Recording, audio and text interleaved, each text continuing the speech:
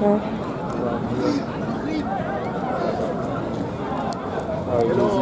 Long time. You okay? Let's see if I find any familiar faces. Okay. I'm just going to leave it recording. That's right. There we are. Nico's gone. That's right. You know, I saw Sneeko here. Actually, I lie. I didn't see him. I saw him like on a video. I didn't see him in real life. And I was told he was walking about here last Sunday. His career must really be taking a nosedive if he's starting to show up in places like these.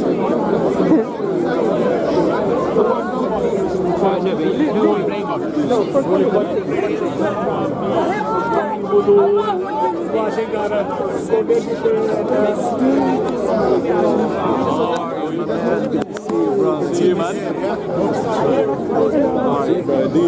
Good to see you again. Good to see you too, man. How have you been? Lovely, man. I've been alright. You know, just fresh from the rally. How was the rally? We were talking about the terror attack in Moscow.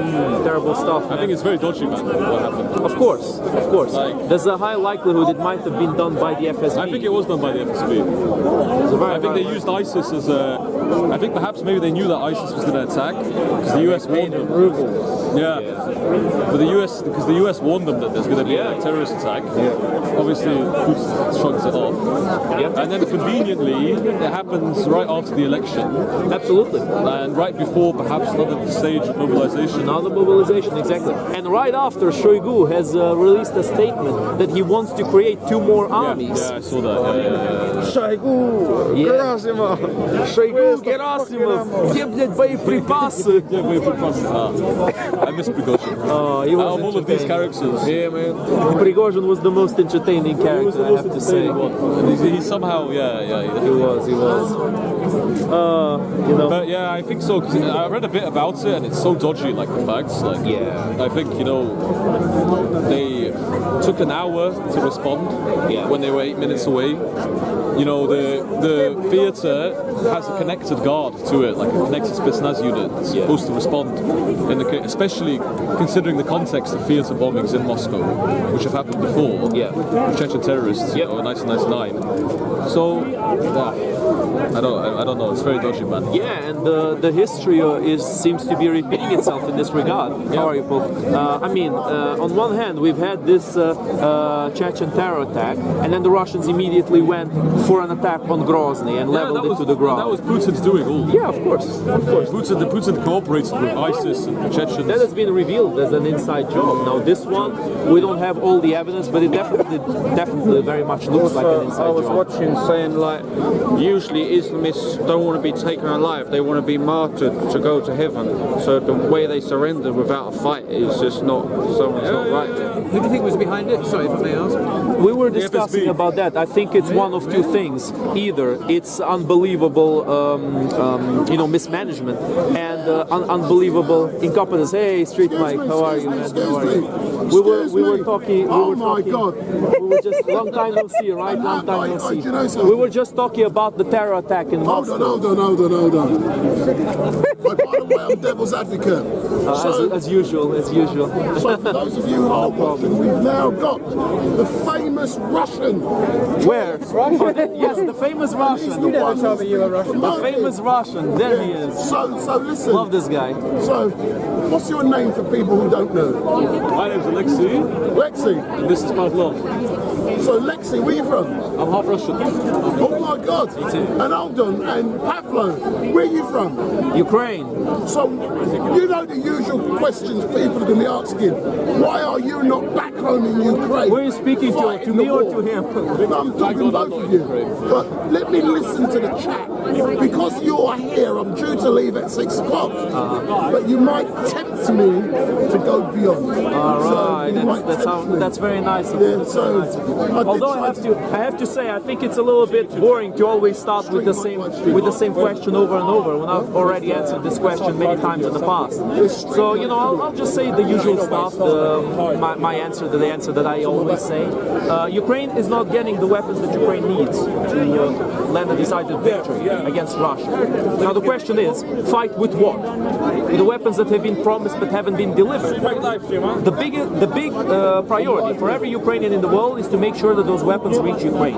And even if every single Ukrainian man, woman and child goes to Ukraine and starts, just charges the Russian lines with a brick in their hand, it's just doing exactly what the Russians want us to do. Ukraine can't afford to do, these meat waves like the terrorist regime in Kremlin has been doing. Like the Russians do themselves.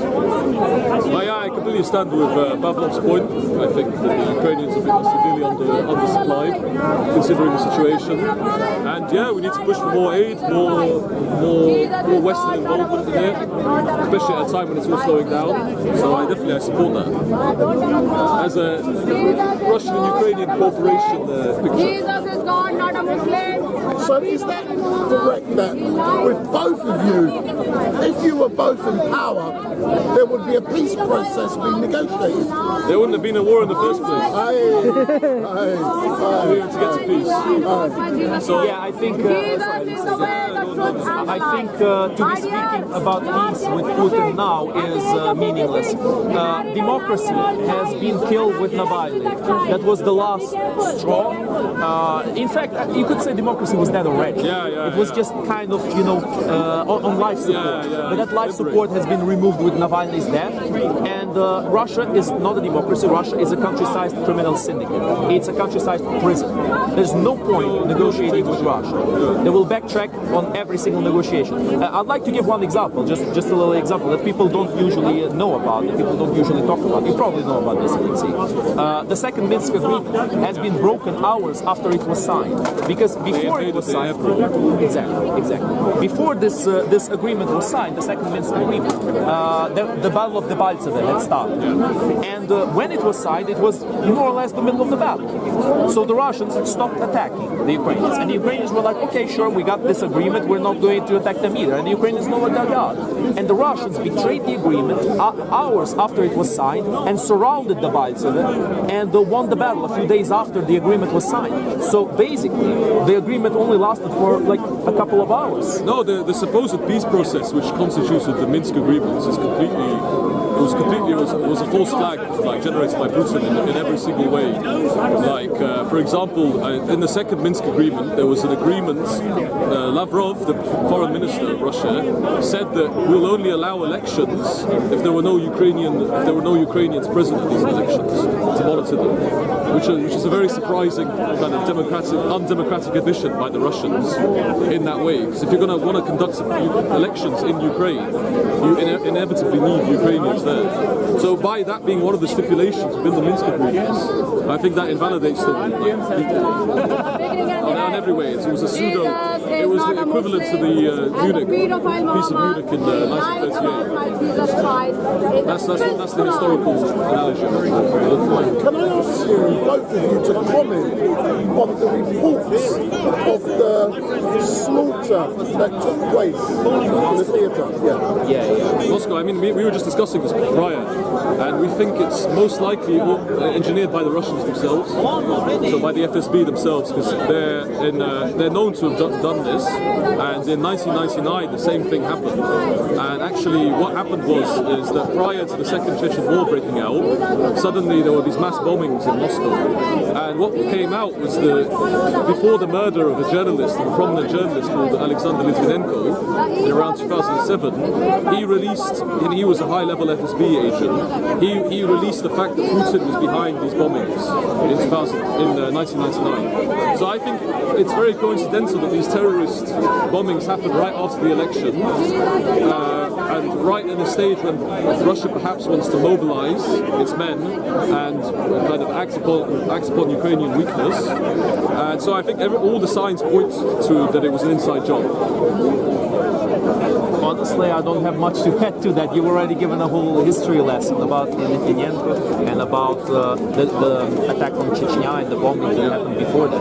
Again, I'll just reiterate, Russia has a history of doing these things, these false flags, to to then go full throttle. And I'll add something to this actually. I'll just say what I said before we went on camera. Sergei Shoigu, the leader of the Russian military, has made a declaration that in 2024, one of their main objectives is to create 2 new Russian armies. And this bombing happened right after the election in Russia, and also right after this declaration, this statement. It's very, very interesting timing. Now, I would like to add that it's. I'd like to add that.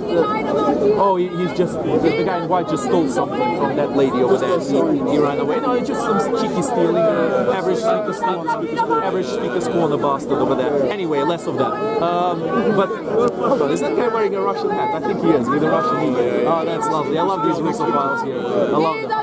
Always so funny. Anyway, I'll stick to the point. And so Russia has a history of doing such things in the past, and I completely agree with your statement. So we disagree. I'm going to ask Pablo a question. Last year you used to give regular updates with myself in regards to your family back home, because I wanted to know how they were affected by what was going on. So we haven't spoken for at least 6 months. So how is things with your family back home in Ukraine?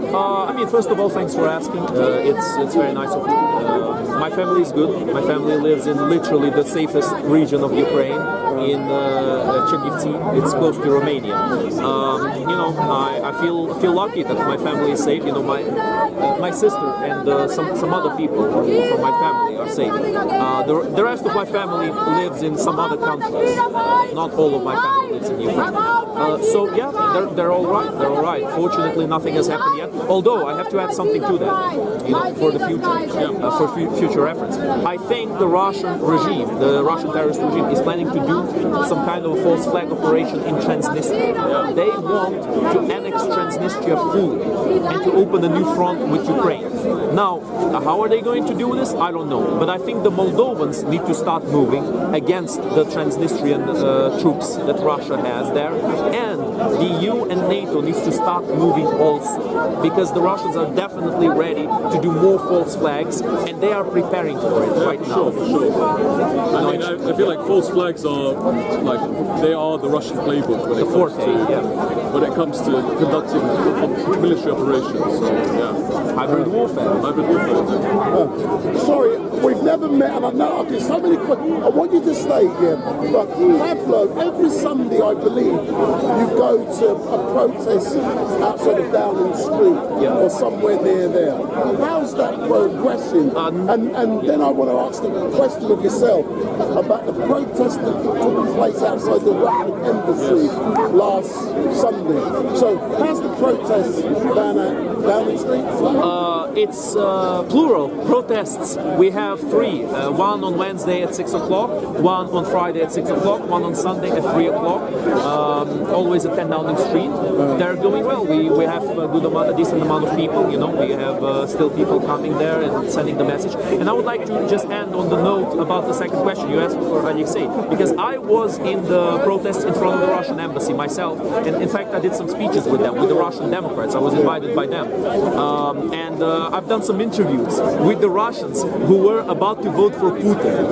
They're very entertaining. I would encourage the people to check them out on Pavlovian Response, my channel on YouTube. The interviews I've had with the pro-Putin Russians. One of them was very interesting because I stumbled upon a group of anti-Putin Russians arguing with a group of pro-Putin Russians. It was just some classic stuff. But Alexei now is going to give you a lot more information about that because he's knowledgeable. But like Pavlo said, I wasn't there personally, but I think it's very worrying that there are still people that are pro-Putin, with all the information that we have in the West, and with the access to resources and the lack of propaganda in relation to this conflict here. So I think it's very worrying that you do find these pro-Putinists living in London, really. So, but I completely, the whole democratic process in Russia is a complete joke. You know, in Russia they don't call elections, they call them theatre. So I think that's all that needs to be said. But Putin has now been elected by 8+% of the people and is there for another 6 years. 87.9.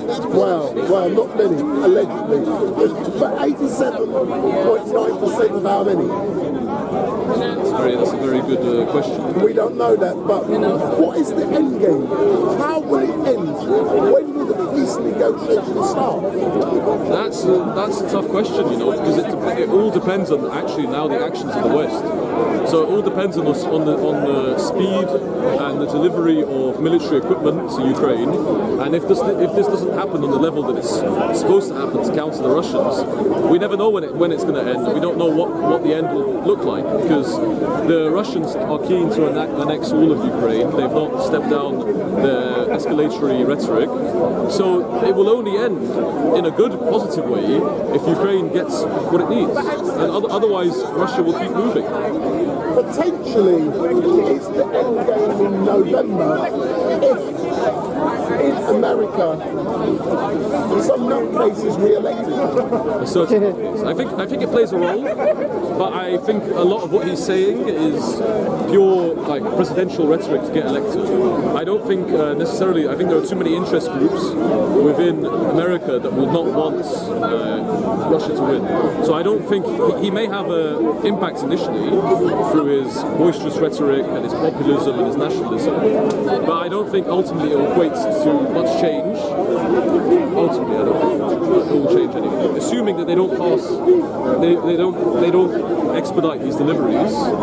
The only thing I could say is perhaps they will slow down the deliveries of arms, but there won't be a substantial shift in policy in the US.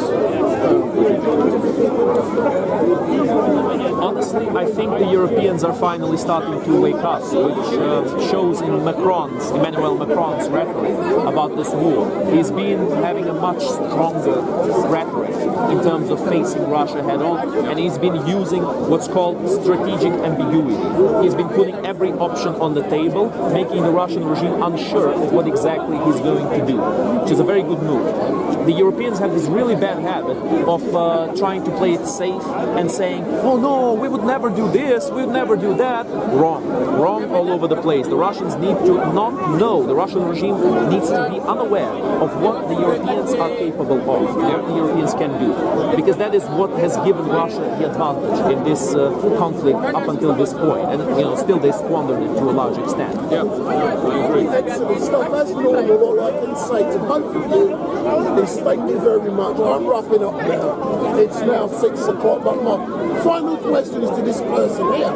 All right. I see her everywhere. Oh, you do? This camera person who's working for... She's a very talented camera woman. One day she's going So, lots of people have noticed Oh, really? that you are always near stalking Pablo. Stalking who? Stalking who? That is misinformation, fake news. Fake news. What's it like accompanying the great Pablo? No. I have to fix that. I'm sorry, guys. I'm sorry. Accompanying the Ukrainian cause, as we all are. Same thing. So what's it like accompanying the Ukrainian cause and listening to Pablo? Oh, entertaining. Definitely interesting. Today, actually, before he got here, a woman started screaming, fraud, fraud, fraud. And she seemed to be a bit confused what nationality she was. It went from... Was a black woman in a wheelchair? White, no. She's from a chav. But it went from Irish to Russian, and she pulled one of our banners off, and then she started screaming. I asked her, if you continue doing this, leave. Right, or I'm going to call the police because that behaviour is just not right. But so she just kept backing off, and then she just started. She was still screaming, "Fraud, fraud!" And I didn't actually manage to record all of it, but it was very entertaining, and it kind of actually gave me somewhat of a self-esteem boost because I'm glad I'm not that insane. Subscribe to Ames Media, guys. Subscribe to Ames Media. So does that mean at Speaker's Corner you find this place entertaining, not educational?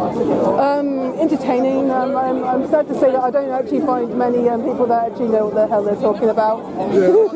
Comment noted. But in closing, how do we find your channel and your channel? My channel is Pavlovian Response on YouTube. I posted a lot of interviews I've had with anti-Putin and pro-Putin Russians, and a lot of speeches there. So I think it's very interesting stuff to watch and make conclusions on. Her channel is Ames Media, as I mentioned. Definitely subscribe. She has some of our speeches there, and also some of the protests and counter-protests we've done against the pro-Putin cause. And do you have a channel? I have a podcast on Spotify called Human Curiosity. Right now it's more fixated on philosophy, but I wanna bring it to Speaker's Corner, get a camera set like yours, maybe not exactly like yours because you've got a very good one, but do something like that. Run a business. Yes, indeed. So do that, start it up here, Curiosity Corner, it's coming. That's excellent. But you know something? I'll give you a background. On Facebook, I'm called Street Light Podcast because I started about 7-8 years ago doing sound only podcasts, but people didn't really want sound only, so I then went to visuals, and then I went to live streaming. So it's all a process of evolution. So all I can say is thank you very much. Thank you. And I'm really pleased that I did spend an extra hour. If not, I wouldn't have seen you. It's very good seeing you. Excellent, thanks a lot. And If I'm not here, ask Alexei. He's very well informed on this matter. yeah. Excellent, thanks a lot. Thank you, my friend. Big up, big up. Thanks a lot. So for all of you watching, what I can say is Yeah, he likes to be very, controversial for the. I see someone caught your attention. Who? You thought that was the Russian Imperial flag, didn't you? Wait. Well, let's check it out. Let's. The yellow. It's not.